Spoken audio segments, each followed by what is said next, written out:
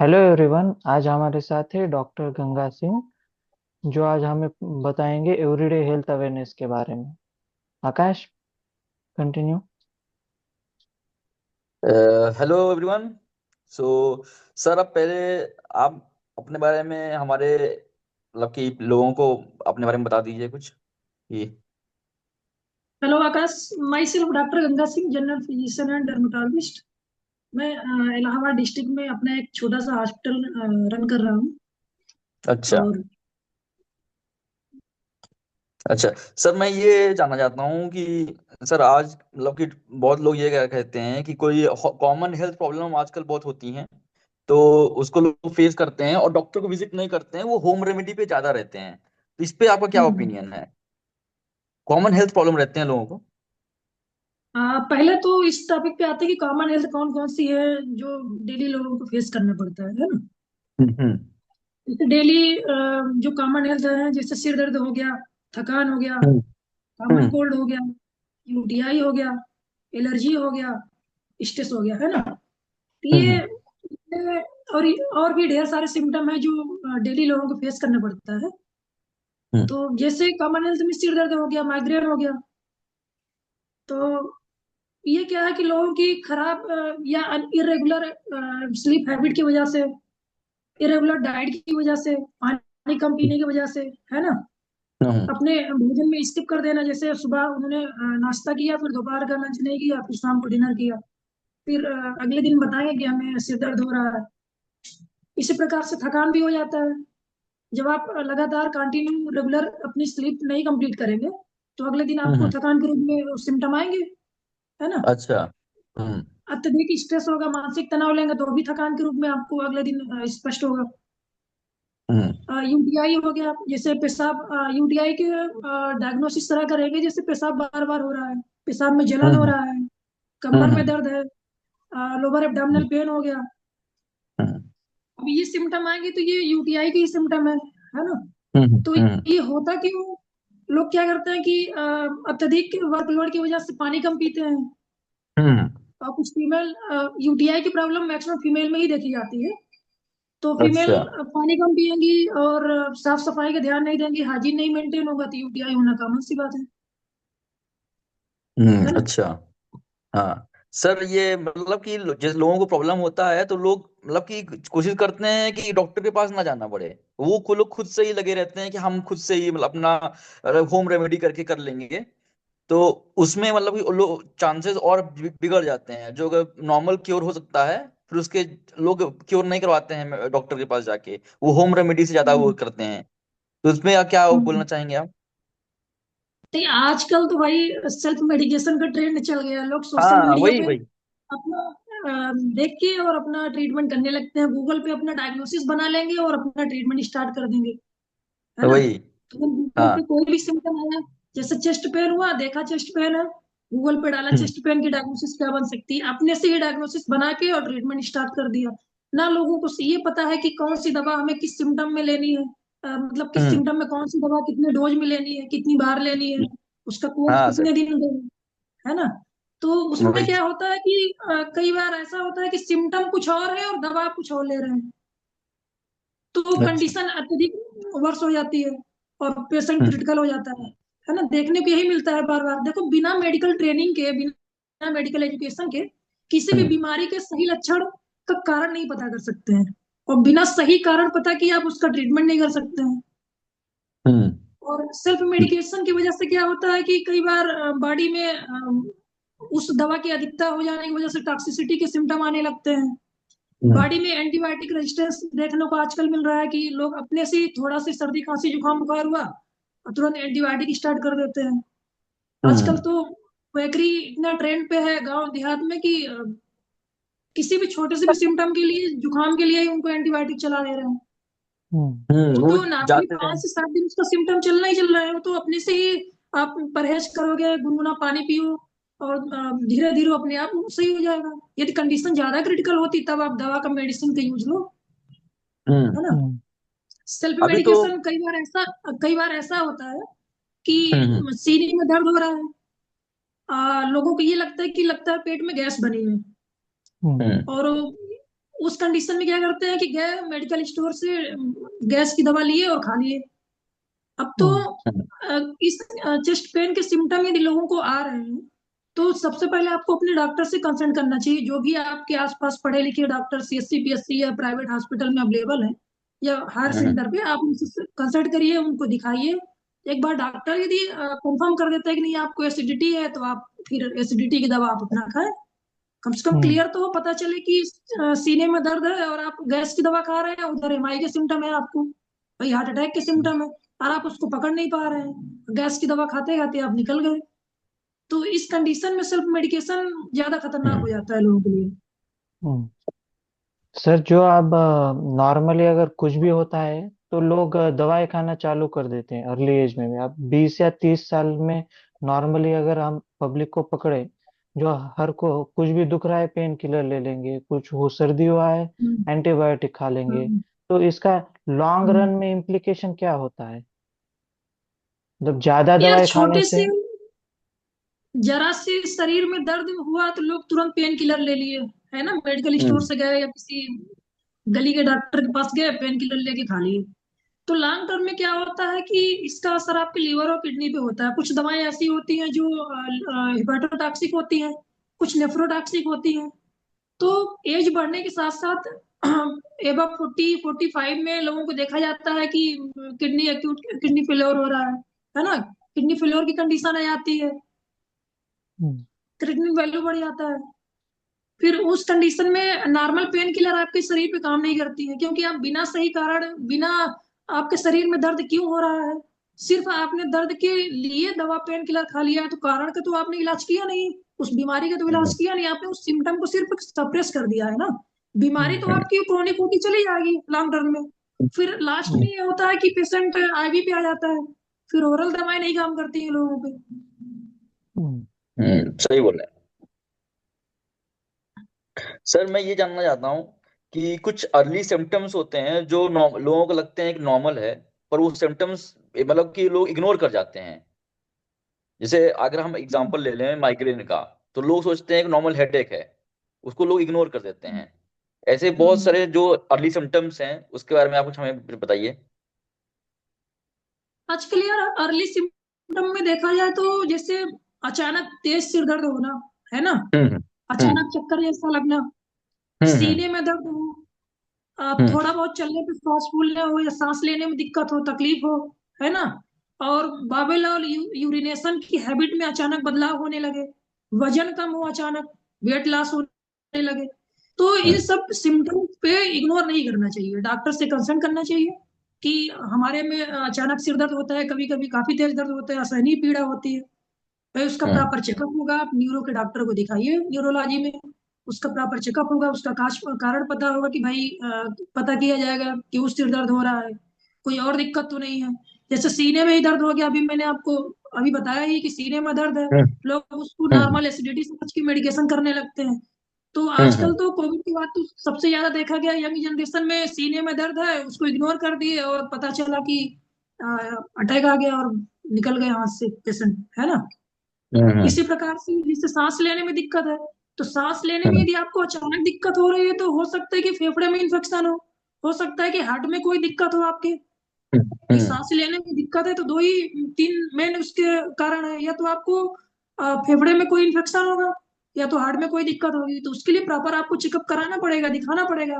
अब ये नहीं कि आप ये छोटी सी दिक्कत है सांस लेने में, थोड़ा बहुत सांस फूलने लगी तो और आप इसको इग्नोर कर दें कि चलो थकान की वजह से होगी, तो आजकल तो इसको भी इग्नोर नहीं किया जा सकता है।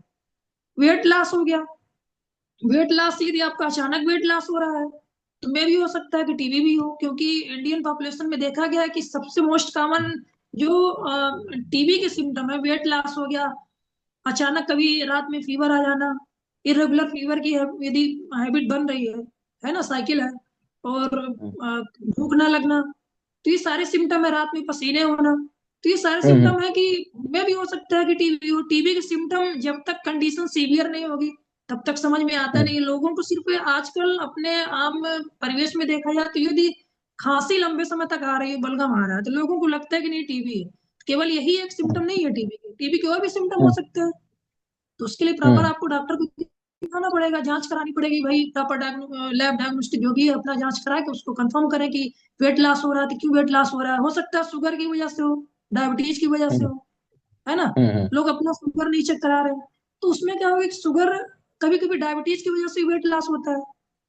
कम से कम आप हर 2 महीने 3 महीने में एक बार अपना शुगर लेवल चेक कराते रहें, बीच में कभी कभी। हम्म अचानक जैसे सिर में दर्द हो रहा है तो हो सकता है कि हाइपरटेंशन के ये सिम्टम हो, बीपी बढ़ी हो। हम्म हम्म अब आजकल तो हाइपरटेंशन के सिम्टम किसी भी एज में आ सकते हैं, शुगर किसी भी एज में, डायबिटीज किसी भी एज में हो सकता है, एमआई किसी भी एज में हो सकता है।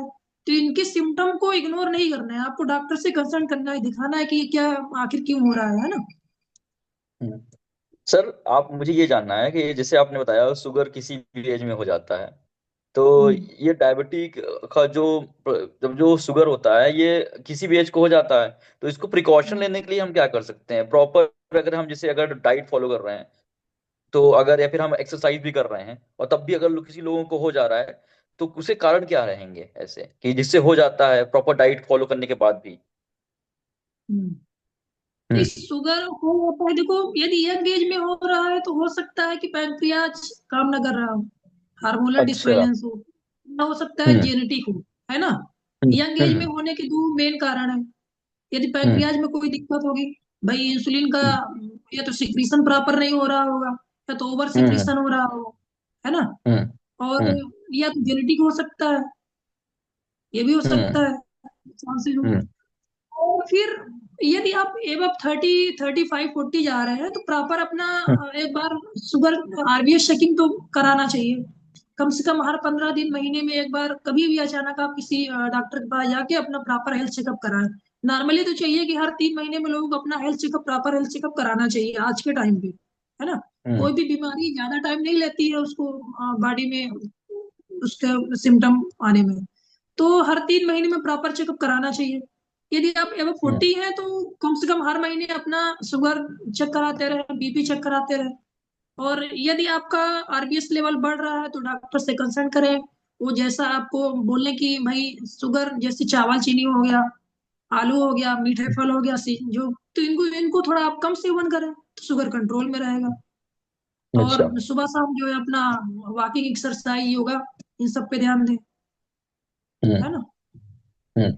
सर ये अभी जैसे काफी सुनने में आता है कि काफी यंग यंग लोगों को कार्डियक अरेस्ट आ जाता है, हार्ट अटैक आ जाता है। वो लोग प्रॉपर डाइट फॉलो कर रहे हैं, जिम फॉलो कर रहे हैं, प्रॉपर एक्सरसाइज कर रहे हैं, ये बहुत यंग एज में कार्डियक अरेस्ट क्यों हो जाता है? तो ऐसा इसके इसके क्या कारण हो सकते हैं? देखो यंग एज में कार्डियक अरेस्ट क्यों हो रहा है, अभी तो ये रिसर्च का ही विषय है भाई। अभी तो इस पे कोई हाँ। प्रॉपर रिसर्च तो हुआ नहीं कि यंग एज में कार्डियक अरेस्ट होने के क्या रीजन है। अभी तो हाल हम्म फिलहाल में हमारे मेडिकल फील्ड में हमारे कई सीनियर डीएम कार्डियोलॉजिस्ट जो है, हम्म उनको अटैक आया और वो हमारे बीच नहीं रहे। तो हम्म। इसका तो अभी मेन कारण नहीं पता चल पा रहा है, ठीक है। लेकिन हाँ, ये जरूर अच्छा। कह सकते हैं जैसे कुछ जिम हाँ करने वाले लोगों में सडन कार्डियक अरेस्ट हो रहा है ना। हाँ हाँ हाँ हाँ। में इसका तो ये हो सकता है, थोड़ा बहुत इसको हम लोग इतना मान ले रहे हैं कि हाई प्रोटीन डाइट ले रहे हैं वहां पे, स्टेरॉइड अच्छा। यूज ज्यादा रहता है ना। कुछ लोग हाँ दवाओं स्टेरॉइड। का उपयोग करते हैं वजन बढ़ाने में, बॉडी मसल्स बढ़ाने में, कुछ लोग हम्म इंजेक्शन का, ड्रग्स का यूज कर रहे हैं। May be hmm, over exercise भी काज हो सकता है एमआई हाँ का। हाँ। तो ये कुछ कारण हैं जिससे हो सकते हैं, और अभी इस पे मतलब प्रॉपर चल रहा है रिसर्च सर अभी? अभी तो ऐसा है? रिसर्च चल रहा है भाई, अभी तो क्लियर नहीं है कि क्या क्या कारण हो सकते हैं। और यंग एज में अचानक देखा गया कि स्कूली एज में 15 साल के बच्चे को अचानक अटैक आया और बच्चा निकल गया वहां से। तो अब अच्छा। इसका तो वही रिसर्च चल रहा है, जैसा होगा तो आगे फिर बताया जाएगा।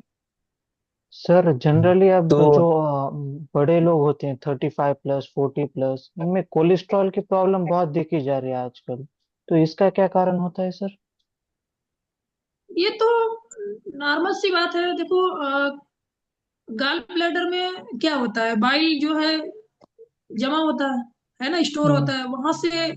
आपके क्या बोलते हैं इंटेस्टाइन में, शरीर की आवश्यकता अनुसार जो है बाइल्स आता रहता है, उसमें सिक्रेट होता रहता है। अब हम्म वो गॉल ब्लैडर एक स्टोरेज से काम करता है बाइल्स के लिए। तो हम्म ज्यादा यदि आप तेल मसाला यूज कर रहे हैं, खान पान आपका सही नहीं है, तो उस कंडीशन में भी देखा गया है कि लोगों को गॉल स्टोन हो जा रहा हम्म। है। यंग एज में बच्चों को देखा जा रहा है, 8 साल 10 साल के बच्चों को गॉल स्टोन का आज हो जा रहा है ना। हम्म। तो हम्म। इसको मेन कारण तो नहीं बताया जा सकता कि क्या मेन रीजन है बच्चों में गॉल स्टोन का और बड़ों में। तो अभी तक तो हम लोग यही मान ले रहे हैं कि भाई डाइट हैबिट अच्छी ना हो, है ना। हम्म। और ओवरऑल डेली हैबिट्स ऐसी कैसे रखें, क्या खाएं कि हम्म। जिससे हमारी ओवरऑल हेल्थ सही रहे, मतलब कैसे, मतलब रूटीन हम क्या रखें? गुड 8 लोग, सभी लोग बोलते हैं 8 आवर्स ऑफ स्लीप, फिर 8 आवर्स ऑफ वर्क, ऐसे टाइप के, ऐसे क्या डेली हैबिट्स हो सकते हैं हमारे जिससे हमारा ओवरऑल हेल्थ बिल्कुल बढ़िया रहे? नहीं, अब ये तो आइडियली बोला जाता है कि 8 hour sleep, 8 hour habit, 8 hour self के लिए, है ना।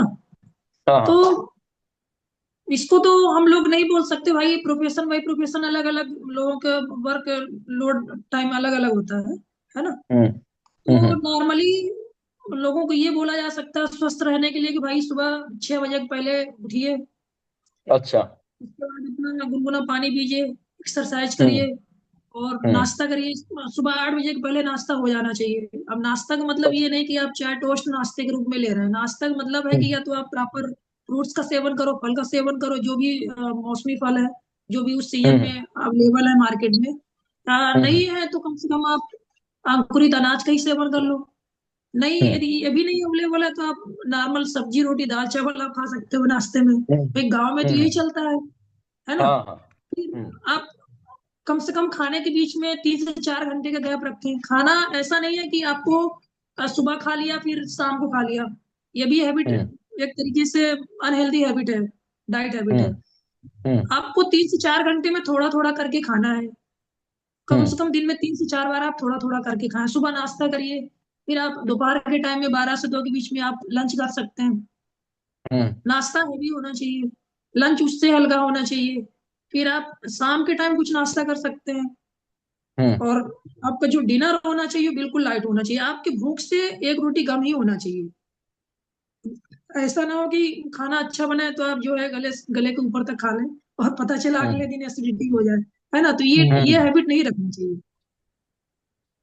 हम्म।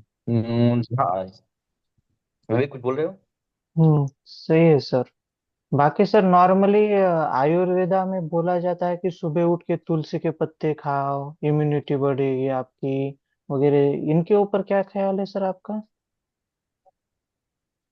भाई सुना तो हम लोगों ने भी है कि सुबह उठिए जो है